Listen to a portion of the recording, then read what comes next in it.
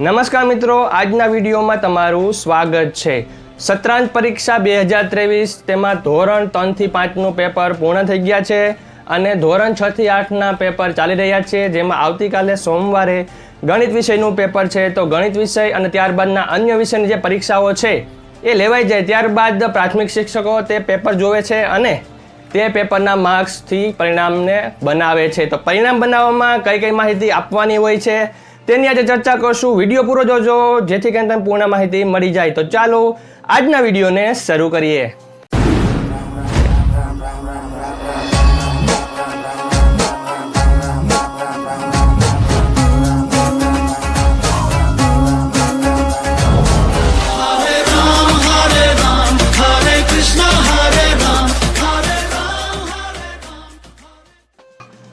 તો મિત્રો, સત્રાંત પરીક્ષાના જે પરિણામ હોય છે તેની શરૂઆત થાય છે પત્રક એ થી। પત્રક એ એટલે કે રચનાત્મક મૂલ્યાંકન। હવે તમને પૂરી માહિતી આપી દઉં કે રચનાત્મક મૂલ્યાંકન કોને કહે છે। રચનાત્મક મૂલ્યાંકન એટલે કે આખા સત્રમાં ભણાવવામાં આવેલી અધ્યયન નિષ્પત્તિ છે તે બાળકને સિદ્ધ થઈ કે નહીં તેના માટેનું એક અલગ પત્રક બનાવવામાં આવે છે, જેમાં રાઈટ, રોંગ અને પ્રશ્નાર્થ ચિહ્નનો ઉપયોગ કરે। રચનાત્મક મૂલ્યાંકન 40 ગુણનું હોય છે, તેમાં તે કઈ રીતે બનાવવું છે તેની સાચી માહિતી, સાચી રીત કઈ છે તેના માટેનો એક ઓલરેડી વિડીયો મેં બનાવેલો છે।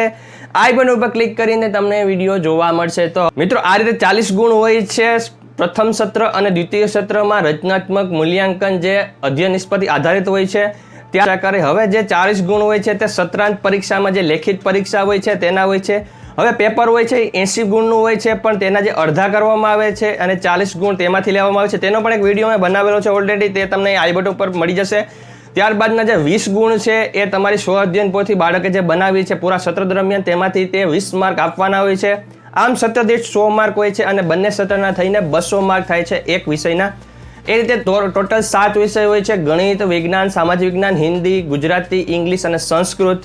આ તમામ 7 વિષયોના થઈ 200 ગુણ લેખે 1400 ગુણ થાય છે। અને હવે રહે છે 400 ગુણ જે વ્યક્તિત્વ વિકાસ છે, એટલે કે બાળકે પૂરા વર્ષ દરમિયાન પ્રાર્થનામાં, રમતોત્સવમાં કઈ રીતે ભાગ લીધો છે તેના ઉપરથી તેનું વ્યક્તિત્વ વિકાસનું માર્કિંગ થાય છે, જેમાં 40 પોઈન્ટ આપેલા હોય છે। દરેક પોઈન્ટના 10 ગુણ હોય છે, 10 ગુણમાંથી આપવાના હોય છે। આમ 400 ગુણમાંથી મેળવેલા વ્યક્તિત્વ વિકાસના જે ગુણ હોય છે તે ઉમેરવાના થતા હોય છે। આમ પરિણામ 1800 માર્કમાંથી બનાવવામાં આવે છે। હવે ધોરણ 3 થી 5ની વાત કરીએ તો તમે આ કોષ્ટક જોઈ શકો છો। ધોરણ 3 થી 5માં આ રીતે માર્કિંગ કરવામાં આવતું હોય છે। હવે આપણે વાત કરીએ કે પરિણામ પત્રક છે એ વેકેશનની તારીખ એટલે કે શૈક્ષણિક વર્ષના છેલ્લા દિવસ સુધીમાં બનાવી લેવાનું હોય છે અને છેલ્લા દિવસે એટલે બાળકોને આપવાનું હોય છે। ધોરણ 8ના વિદ્યાર્થીઓને પરિણામ સાથે એલસી પણ આપવામાં આવે છે અને જે બાળકોને શાળા છોડી જવું છે તેમને પણ એલસી સાથે પરિણામ પત્રક જે રિઝલ્ટ છે એ આપવામાં આવતું હોય છે।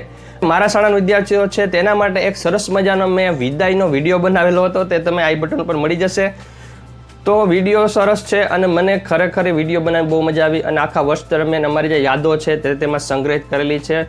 બાળકો જરૂર જોજો આ વિડીયો અને thank you for watching this all video. અત્યાર સુધી જો તમે જોયો હોય ખરેખર તમને ધન્યવાદ કરું અને વિડીયો તમને કેવો લાગ્યો જરૂર કહેજો। વિડીયો ગમે તો લાઇક કરો યાર અને વિડીયોને શેર કરો। આવા વિડીયો જ્યાં શિક્ષકો છે ત્યાં સુધી પહોંચાડો। તમે શું કરો છો, વિડીયોને શિક્ષકો સુધી પહોંચાડો અને જ્યાં પણ પ્રાથમિક શિક્ષકો નોકરી કરે છે તેમને આવા વિડીયો બતાવો કે જેથી કરીને એમને પણ કંઈક માહિતી મળે અને મને થોડો સપોર્ટ મળે। Thank you very much for watching.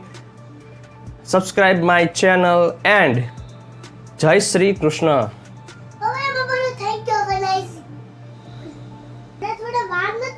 Okay, thank you. હવે થેન્ક યુ બેટા। હવે બોલું? હવે તો વચ્ચે ન બોલતી હો, તાકે કેવું હોય ને તામ ઊંચો હાથ કરવાનો, હો કેવું હોય તો જ।